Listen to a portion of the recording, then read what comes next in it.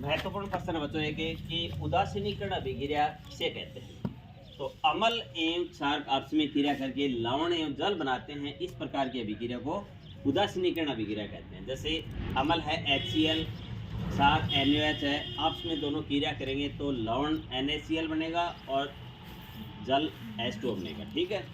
अब इसी तरीके से ये प्रश्न इस प्रकार भी आ सकता है कि धात्विक ऑक्साइड को क्षार के ऑक्साइड क्यों कहते हैं, यानी धात्विक ऑक्साइड है उसको क्षार के ऑक्साइड क्यों कहते हैं। तो यहाँ पर जो धात्विक ऑक्साइड है वो एक क्षार के समान क्रिया कर रहा है। धात्विक ऑक्साइड है वो क्षार के समान क्रिया करके अम्ल के साथ क्रिया करेगा और क्या बनेगा, लवण बनेगा और साथ में जल बनेगा।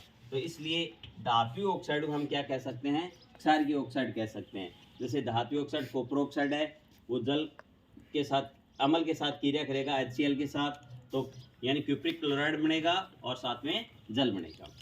इसी तरीके से ये प्रश्न इस प्रकार भी आ सकता है कि अधात्विक ऑक्साइड को अम्लीय ऑक्साइड क्यों कहते हैं। तो यहाँ पर जो अधात्विक ऑक्साइड है वो किसके समान क्रिया कर रहा है, अम्ल के साथ समान क्रिया कर रहा है और ये क्षार के साथ क्रिया करेगा तो क्या बनाएगा, यानी लवण बनेगा, CaCO3 बनेगा और साथ में जल बनेगा। तो इस प्रकार ये तीनों प्रश्न है काफ़ी महत्वपूर्ण है, डायरेक्ट याद कर सकते हैं। उदासीनीकरण अभिक्रिया किसे कहते हैं, या धात्विक ऑक्साइड को क्षार की ऑक्साइड क्यों कहते हैं, या अधात्विक ऑक्साइड को अम्लीय ऑक्साइड क्यों कहते हैं।